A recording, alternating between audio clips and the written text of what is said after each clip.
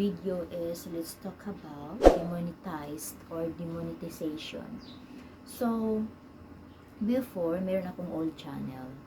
Same name pa din. Ako kasi yung tao guys na even though na dinilit ko yung channel na yon is hindi ako gumagawa ng ibang channel name. Same pa rin. Para yung tao is babalik pa rin doon sa pag-subscribe ng the same name. So, 2018, meron akong channel, the same name nga, di ba? So, yung channel na yun is nakakamiss dahil yung more on sa mga live ko doon is nasa Kuwait ako. So, may remembrance ko talaga siya nung nasa Kuwait ako. Pero, may kwento. So, since na nag-create ako ng channel is lagi ako nagla-live stream. So, nung sa Kuwait ako guys, may mga group of friends kami na mag-live stream, supportahan ng bawat isa, bawat channel. So, 2019, nabuo ko, kasi doon natin kasi is 1,000 subscribers and then 4,000 watch hours. So, yun dapat yung basihan doon para ma-monetize ka. Then, nung umuwi ako guys, 2019 ng October, November, after 1 month, is na-monetize yung channel ko. So, I'm very thankful. And then, nakakuha na ako ng threshold. I don't know how to pronounce that.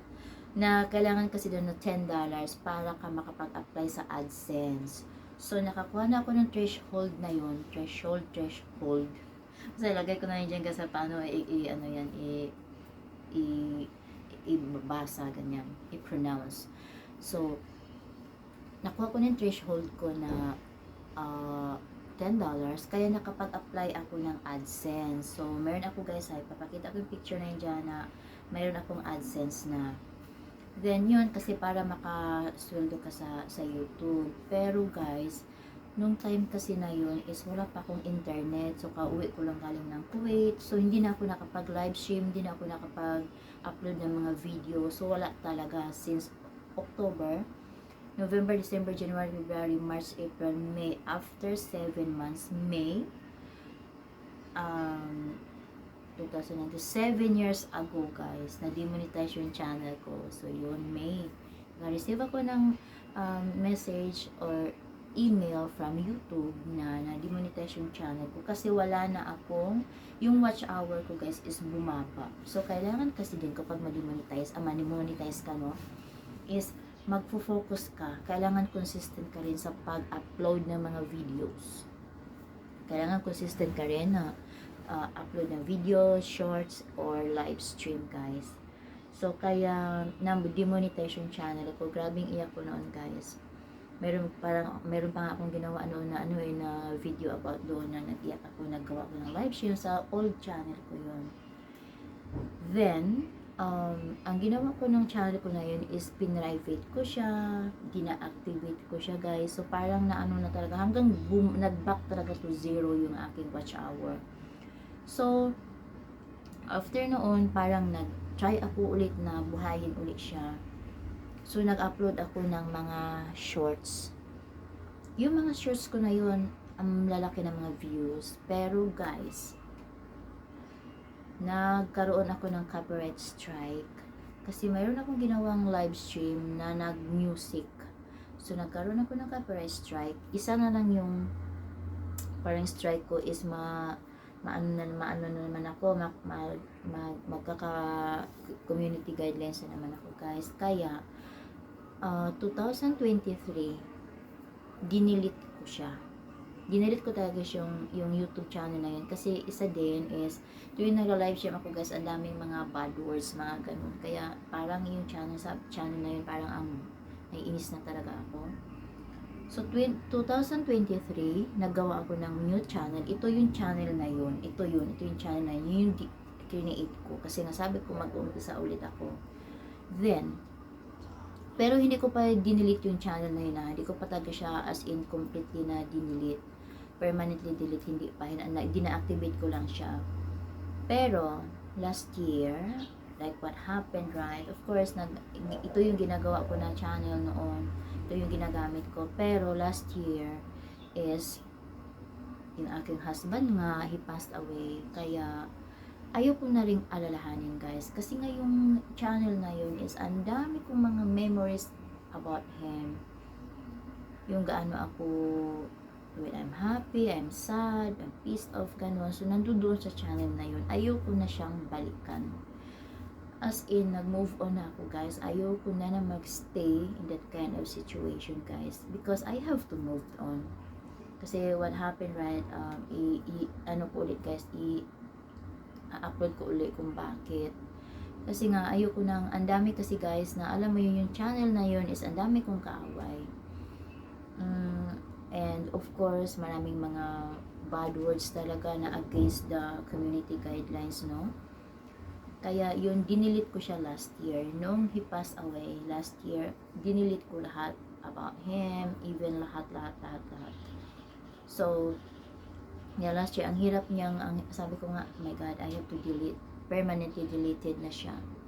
So, wala na lahat guys sa mga videos, kasi ayaw ko na rin alalahanin, kasi nga, hindi kasi tayo makaka-move on eh. Kapag, ito kasi yung natutunan ko rin dyan, na kapag nagstay ka sa isang situation, no, na nandoon ka lang, dapat talaga is mag-move on ka. Kailangan mo talaga guys na kalimutan. Kailangan mong i-forget, kailangan mong magiging peaceful ka, may peace of mind ka, no? Especially na what happened. So, kaya ang ginawa ko talaga, masakit man sa dibdib ko guys, masakit man, na sa pagkawala niya is, ginilit ko na lahat din yun. So, yun kasi ang dapat eh, yun talaga ang dapat. Ayoko na magstay, na magiging sad ako, no? Because, hindi ko pinangarap guys na magiging sad ako. Gusto ko lagi akong happy despite of what happened in my life. Na even before ako nag-abroad, and the father of my kids, and the one who passed away. So, gusto ko magiging happy lang. And kaya ginawa ko guys, sa pagkawala niya last year, winala ko na lahat guys, ng lahat ng mga pictures na, especially yung online wedding namin, dinilit ko na yun guys. Wala na sa akin, wala na akong mga copies noon. Pero meron na akong copies ha, meron na akong video, kasi nga nung namatay siya guys, nung nawala siya, nung pinakita nila sa akin ng pamilya niya na yung nandoon siya guys, nasa kabaong siya, ni-screen record ko yun, kasi nga of course sa future ganun. Pero tinago ko siya guys, na file siya, para in the future na alam mo yun, syempre kailangan mong ipaliwanag, no, na ito yung nangyari, ganon. Ako kasi ako yung tao guys, na kapag hindi ka na party ng buhay ko, didelete na kita, like sa father ng kids ko, no. Wala akong pictures na magkasama kami even before. Kaya yung channel ko guys, na-demonetize siya. Nakakapanghinaya nga eh, kasi nga, yung bang pinaghirapan mo, tapos bigla naging ganun. Kaya yung na-monetize yung channel ko, grabe yung tawa ko. Pero nang na-demonetize siya, nakakalungkot din. Kaya nga kailangan guys, kapag ito ha, syempre nag-YouTube tayo, no? Kailangan consistent tayo mag-upload. Yun yung nakalagay kasi doon. And kailangan wala yung reused. Kailangan talaga original na gawa mo. Walang reused content. Wala yung mga against the community guidelines. Kaya wag kayo guys gumawa, mag-upload ng mga reused content. Especially yung mga yung bang mga ninanakaw nyo lang ng mga videos dito sa daming mga ganyan, yung nagre-reaction ka, na pala din yun. Hindi na pala rin kinaka-copyright ka na rin pala noon, no? Kaya alam ko marami kong mga kasabayan guys nung time na yun, 2018, na ngayon ang lalaki na ng mga channel nila. Minsan nga mayroon akong close friend dito, no, si Madam Lips, no. Siya is until na monetize pa rin siya. Nauna pa ata ako na monetize sa kanya. Pero ako na demonetize yung channel ko. Ang dami kong mga kasabayan guys na ngayon ang lalaki na ng mga channel nila. Talagang ang mga sikat na sila guys, ha. Kaya nakakaingit man. Pero of course, ganun na naman talagang buhay, no? Malay mo one day, 'di ba? minamanifest ko talaga yun na one day, magiging magiging vlogger, chari. Magiging vlogger ako guys. Minamanifest ko yan. And ang gustong-gusto ko na ang gawin no, content is charity. Nakakatuwa yung mga nagcha-charity vlogs, no? Kasi marami kang matulungan. How I wish na I'm a rich person. But one day na manifest ko yan na makatulong ako guys sa mga taong nangangailangan. And of course, dapat tayo doon magsimula doon kung saan tayo nanggaling, no, na lugar, ganun. Mas maganda yun. Kaya yun guys, yung channel ko is, ngayon, itong new channel ko is talagang wino-workout ko siya. More on, everyday ako nag-upload ng, though huminto ako guys sa pagla-live, kasi nga tinamad ako. I'm tired na talking.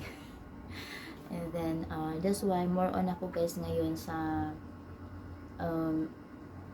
shorts, ganun. Para lang, minsan ito mga long videos, kailangan kasi may mga long videos ka, like 10 minutes more, ganyan. Yung iba nga, more pa yung inaano, no. So, one day, maybe next month, magcha-try na ko guys ng mga videos about dito sa bahay, videos about sa labas, ganyan. Mga next month siguro guys, doon ako magsa-start ng mga vlogging na talaga ika-career ko ng pagiging vlogger. Kaya ganun guys. So, yun lang guys.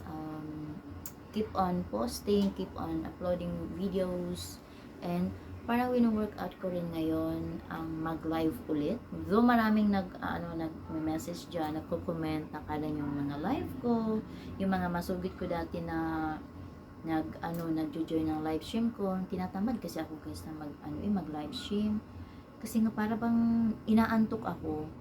Every time na mag-live stream ako, inaantok ako guys. Kaya mas pinili ko na lang na magawa ng mga ganitong long videos, even though na ilan lang naman yung views is okay lang, at least hindi naman na zero. And more on ako guys sa shorts.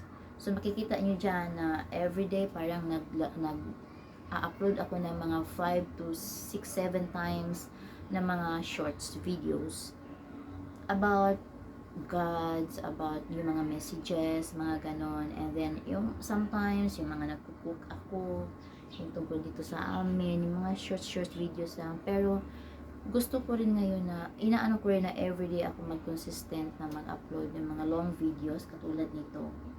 So, sinasabi na sit-down videos, ganyan. But more on, siguro nga sabi ko nga, minamanifest ko na next month na makapag-start ako ng vlogs outside with my family, ganun guys. So, kahapon nga lang na nagkamali ako kasi pumunta pala ako sa farm, nag-visit ako sa farm, and late na naisip ko na talaga, dapat pala vlog ko yun, no? So, mahaba sana ang vlog na nag-visit ako sa farm, and dapat pala ginagawa guys, nag-vlog pala ng mga ganun. Okay, yun lang guys. Thank you for watching and see you on my next video. Hi Wayne, love you.